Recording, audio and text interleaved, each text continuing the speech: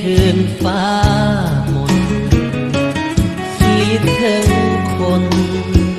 เคยให้สัญญานั่งเศร้าใต้ต้นจำปาคิดเห็นใบหน้าการดานหน้า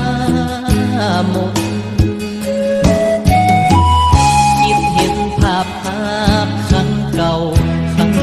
สองเฮาเคยสุขล้นมีกันและกันสองคนยามเมื่อปลายฝนต้นนานั่งคิดหลักน้ำตาหล่นเคยลงตนว่าขอละนงคืนนี้บ่มี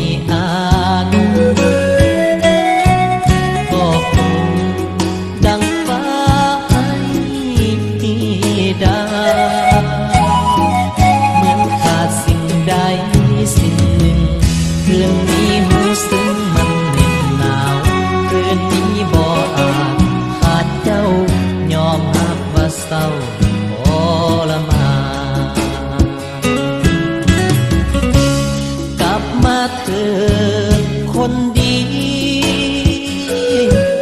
อย่าหนีอายไปแสนไกลก็รู้อยู่แก่ใจว่าบ่มีภัยจะแทนนงคาอายเลวอายชั่วสันลือคือพิพากษา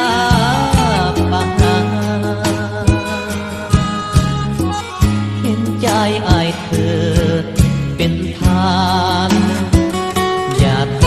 รมานผู้สายทางดีฝากลมในคืนฟ้ามนส่งถึงคนที่หาหมดใจเสียงควรจากคนมองไม่สามใบอยู่สายตอนนี้มีไผดึงจองเจ้าไว้หรือว่าผู้ใหญ่พาเจ้านี้คืนเกิดคืนมาเสียทีที่หักนี่คือคำขอคืนมาเถิดนาคนดีอย่าปล่อยอายนี้ต้องนอนเหงาตา